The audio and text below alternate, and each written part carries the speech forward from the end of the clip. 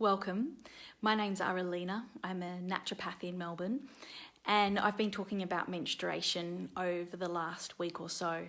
I've given an overview as to menstruation throughout the life cycle of a woman, and I've also spoken about the onset of menstruation, which I see as the early phases of menstruation.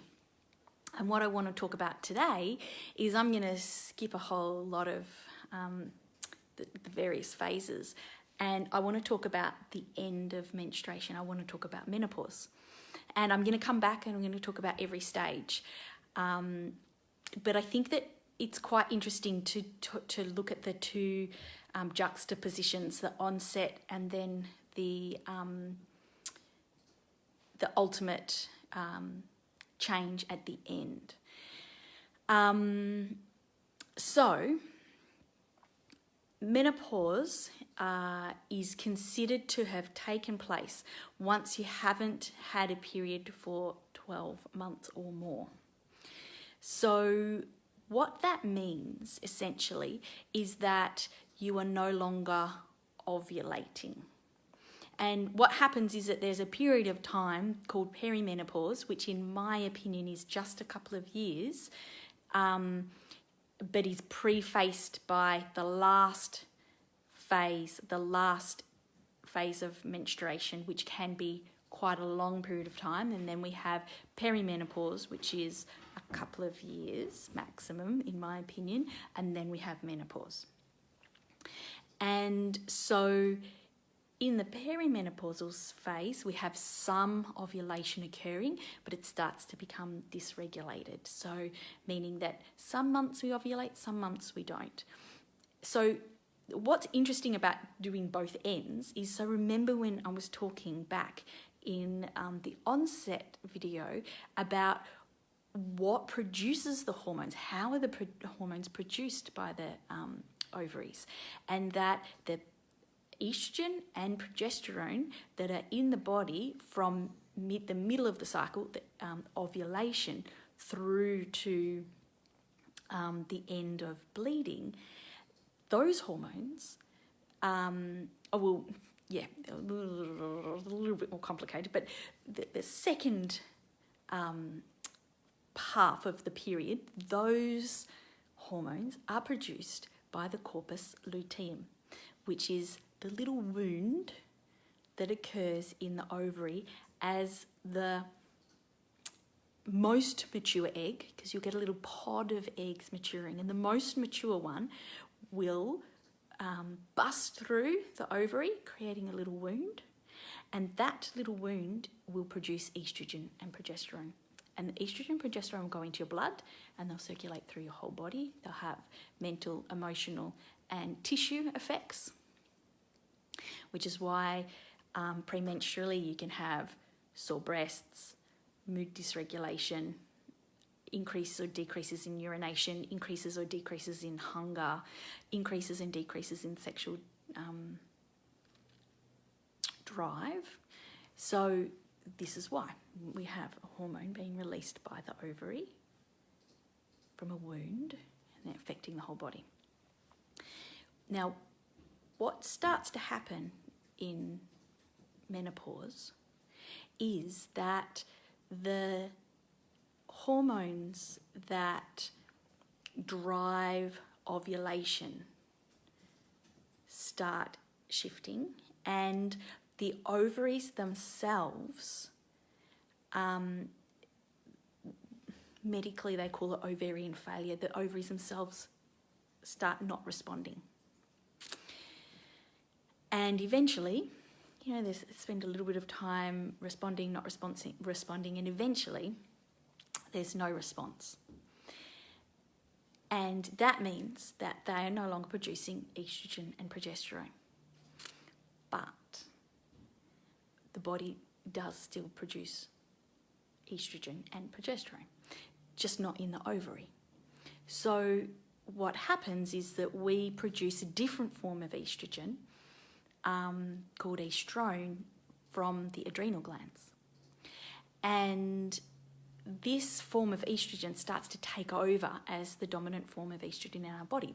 And what's really interesting about the hormones, especially the estrogens, is we have three forms of estrogen. We have E1, E2, and E3.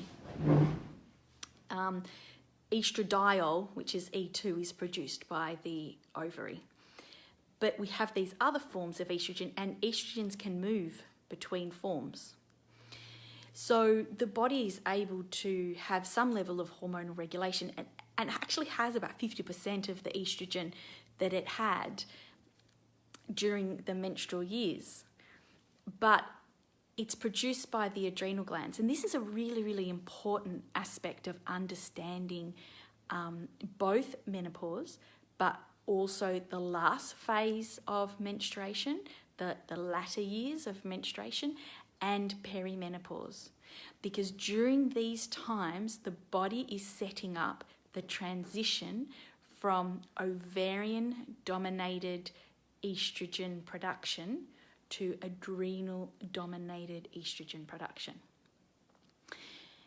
When we're making this shift, there is less adrenal reserve for stress, because we're going to use those precursors, those hormonal precursors.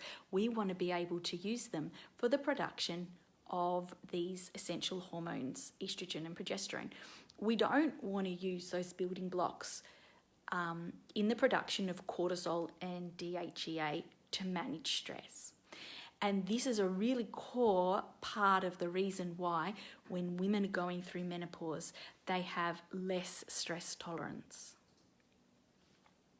And not just less stress tolerance, but their body is directing them and making it really clear that they need to bring their focus in. They need to stop taxing themselves, and they need to bring their focus in to their actual capabilities in that phase of their life. And this is a real gift, because especially if you've been a mother and you've worked and you've been a part of your community, you've given out a lot. And now it's time to bring the focus back to yourself. So there's so much to share. I could just go on and on and on. But so what is really important to understand in the perimenopausal stage is that in many ways it is easier for the body to produce estrogen than progesterone, and that the precursors to cortisol, our stress hormone, are what we turn into progesterone. So just like young girls that are bleeding but potentially not actually ovulating yet, often get like their estrogen up here and their progesterone down here, because they have a comparative progesterone deficiency.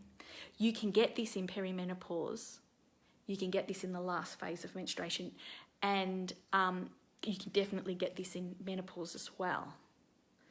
So, and it's called, I call it, and other people call it as well, the cortisol steal. So this is where the progesterone is low, because the precursors for progesterone, and we can produce progesterone in the adrenal glands, the precursors for progesterone are being driven down the stress pathways. And so the progesterone is low, it's not high enough. And it's often this that leads to very, very heavy and infrequent but extremely heavy periods in perimenopause, and can also lead to hormonal issues during menopause. So what do? So the most important thing to remember in menopause, adrenal support. Adrenal support, like, the basics of home adrenal support are eating frequently, eating good quality food, ensuring you have a low sugar diet. Sugar is like poison to our adrenal systems. Making sure you don't take too many stimulants. Making sure that you have enough protein and enough fat in your diet, and that you're not reliant on simple carbohydrates, which are also poison to our adrenals. Then ensuring that you have a diet rich in leafy green vegetables, because leafy green vegetables are a source of phytoestrogens. And phytoestrogens are plant molecules that can act in the body like an estrogen, but at a fraction of the strength. So when you are taking plant estrogens, they ironically have a balancing effect on estrogen. So if you have very high estrogen levels, they will balance those estrogen levels, because they will compete with the estrogen in the body at a cellular level. They'll compete for coming in contact with the cell. So each cell has receptors around the outside of it for various things. It'll have insulin receptors, it'll have hormone receptors, it'll have, water, aquapores, proteins. So it's got all these receptors around it. And when we're talking about the estrogen receptors, if we've got very high estrogen levels in our blood, for example, the cells get hit by a lot of estrogen, and then it's making them behave in a particular way.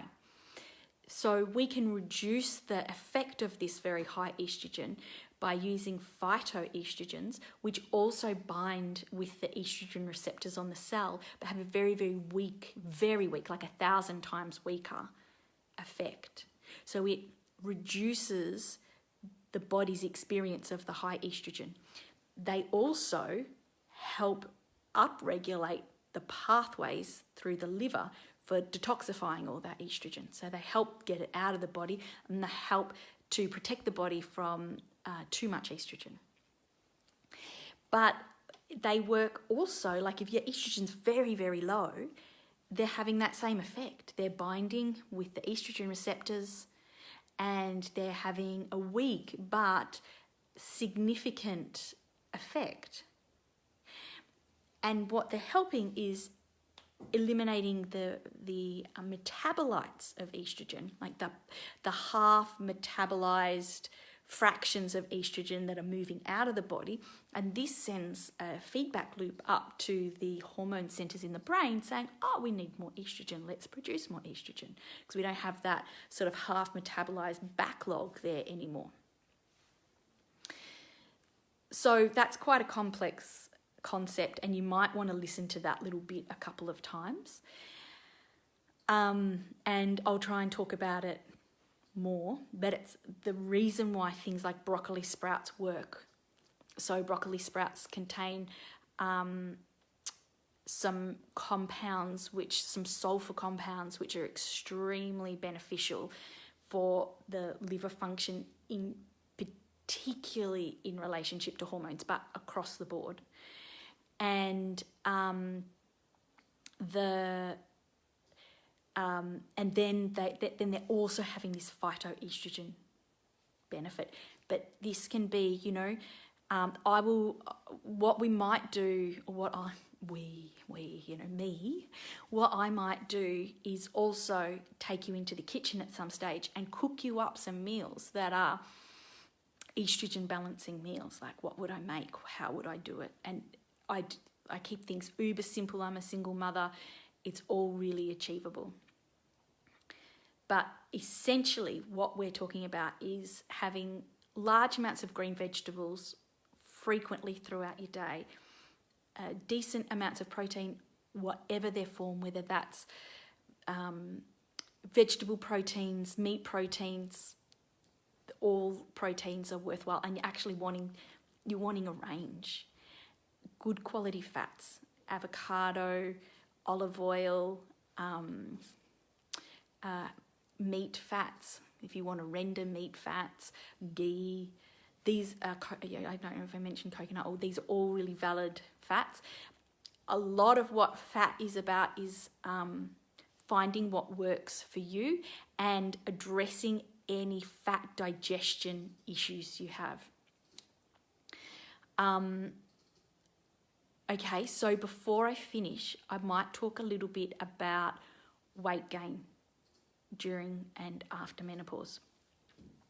So this is something that people tend to notice, and what ironically you will often find is that exercise can, for a lot of women, make it worse. But so to understand why that is the case is that if you are exercising in a way that further depletes your adrenal reserves, you will put more tax on that system, and that system is producing the hormones that maintains your skin in its sort of plump form, that protects your heart, that mental blank, that your estrogens, it's keeping you balanced, and your progesterones, not just your estrogen, your progesterone, your estrogen, your testosterone, because all women have all three, and testosterone is just as important for women as it is for men, just at a much, much lower amount.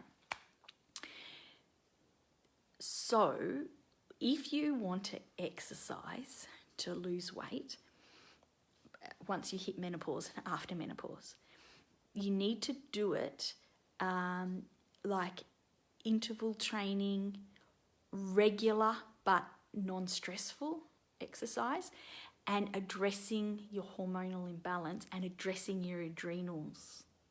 So you'll find that a 20-minute interval training each day or 4 times a week will potentially have a much bigger impact on your weight and muscle tone than a 1-hour power step class where you push to the absolute limit through the entire thing and you're sweating when you finish. And yeah, so like high level of frequency, low level of stress, you can have peaks. That's why the interval training, phone call, where you push yourself but for a short period of time, and then you allow the body to recover, so you don't get this great big spike of cortisol. You just get little spikes during your training. It places a lot less stress on the body and you get a lot further. And ensuring once you've hit menopause and in the menopausal years that come, ensuring you get enough protein. Very, very important. So the body's requirement for protein goes up and your capacity to miss meals goes down. And, you know, we're often talking about mums. They've had a very long experience of not eating breakfast or pushing themselves through lunch, and your body could cope before. Yeah, it did it. But now you have a different hormonal territory and you need to adjust your lifestyle to that hormonal territory. And it's a hormonal territory that benefits from regular, healthy, sugar-free, simple carbohydrate, low diet. So I hope that was helpful. Again, please ask questions. I'm loving thinking about people's questions. And what we might try and do is set up some interview style lives. If you would like to come to my clinic and interview me about an aspect of health that really interests you, that could be a really exciting way of doing it. So, because I'm sure the questions that you have will be just like the questions that everybody else has, and it'd be great to capture some of that. But you don't have to do that. You can just PM me your questions, or you can put them as a comment on any of the videos. Thank you. Bye.